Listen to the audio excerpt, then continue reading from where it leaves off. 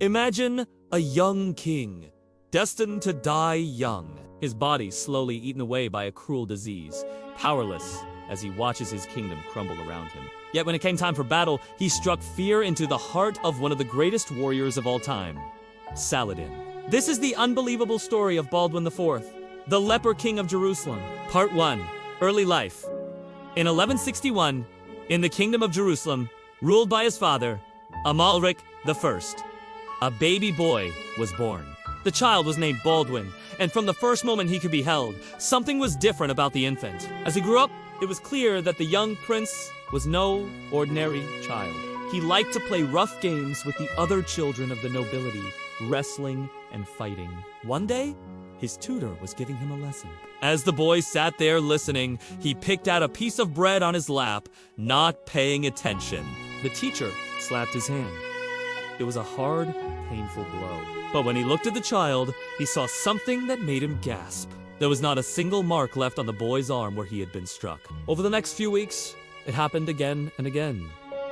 The child seemed impervious to pain. Soon, the royal physician was called in. After examining the boy, he turned to the king and queen with grave news. Their son had leprosy. Fear fell over the court. Leprosy was an ancient disease that had returned and was afflicting the heir to the throne.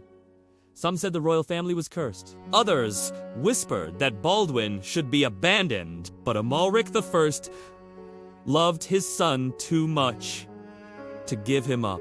He brought in the best doctors and healers from across Europe, but nothing could stop the progression of the disease. Slowly, the leprosy began to take hold of Baldwin's body. The right side of his face became numb. His fingers curled and gnarled. Then his arm began to swell. His father watched helplessly as his son's flesh wasted away. For Baldwin, this must have been a terrifying time. But even as the disease took hold, something inside the young prince burned brighter than ever. Part 2. Becoming king.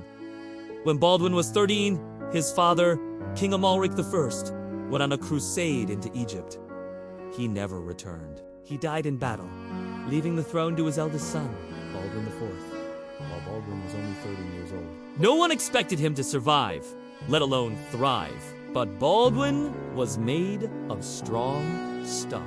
Even as he battled to stay alive, he proved himself to be intelligent, brave, and determined. His teachers quickly realized that his body might be weak, but his mind was anything but. Even with leprosy, Baldwin was a good student. He immersed himself in his books, learning everything he could about theology, law, and state. While his younger brother, the future king, Frederick, spent his days jousting and hunting. Baldwin attended council meetings and rode with his father's counselors on diplomatic missions. He wanted to be a good king, and as the years passed, everyone watching him realized that he might just become one. He didn't hide away in the castle, cowering from the world. Instead, he toured his domain, meeting the people he would one day rule. He visited the Temple Mount and prayed at the Church of the Holy Sepulchre. He stood on the city walls and gazed out over the land his father had won at great cost. He wanted to protect it. Unfortunately, it wouldn't be long before that desire was put to the ultimate test. As Baldwin grew older, the leprosy spread, weakening his body. But as the disease progressed, so did his education. By the time he was 16, he knew the kingdom like the back of his hand and could speak several languages, including Arabic. His counselors, impressed by his knowledge, encouraged him to declare himself king. And so in 1174, the coronation of Baldwin IV took place. There were cheers in the streets of Jerusalem. People waving palm branches shouted, "Long live the king!" Looking out over the crowds, Baldwin raised his arms in greeting. In his mind, he vowed to do everything he could to protect his people. Sadly, his kingdom was about to get a lot smaller. Part 3. The Rise of Saladin. At the time, Jerusalem was surrounded by powerful Muslim neighbors who coveted the holy city. In Egypt, there was a vizier named Salah ad-Din, better known in the West as Saladin, a brilliant commander and politician.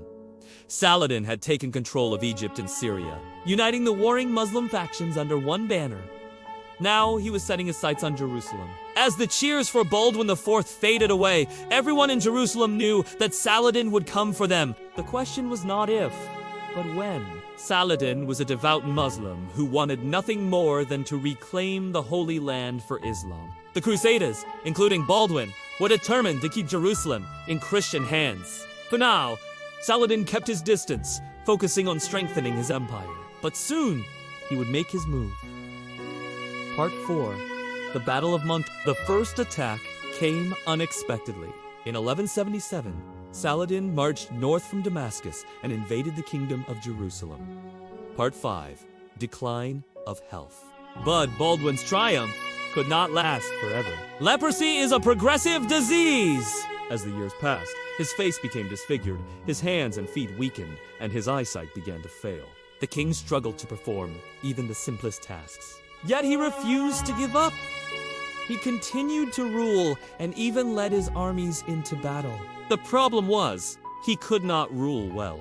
The nobles of Jerusalem were eager to advance their own interests. They undermined each other, plotting and scheming. Seeing this, Saladin knew that the kingdom was ripe for the taking. But Baldwin refused to back down. He battled Saladin twice more, but both battles ended in stalemate. By his early 20s, leprosy had stolen much of his strength.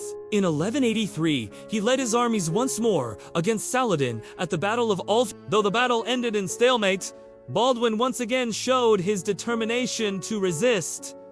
But his body was failing. By 1185, the disease had advanced so far that he could no longer rule. He appointed his nephew as co-king under the regency of Raymond of Tripoli. Shortly after, Baldwin IV died at the young age of 24. He was buried in the Church of the Holy Sepulchre in Jerusalem, the city he had fought so hard to defend. Part 6. The Final Years. Following Baldwin's death, his nephew, the future king, fell ill. Unable to rule, his uncle's plan to secure the throne for him failed. Within 2 years, Saladin defeated the Crusaders at the Battle of Hattin and captured Jerusalem. Many historians believe that if Baldwin had lived longer, the fall of Jerusalem might have been delayed or even prevented. Part 7. Legacy. Though he died young, Baldwin left a legacy that would last for centuries. His story was written down by contemporary chroniclers, and his image has been used countless times in paintings and sculptures. Today, he is remembered as one of the greatest heroes of the Crusades, a symbol of the struggle between Christianity and Islam in the Middle Ages. But for me, he is more than that. He is proof that even the weakest body can carry the strongest spirit. His battle with disease and his defiance against Saladin made him a legend. A tragic hero whose short life left a lasting mark on history. Thank you for watching!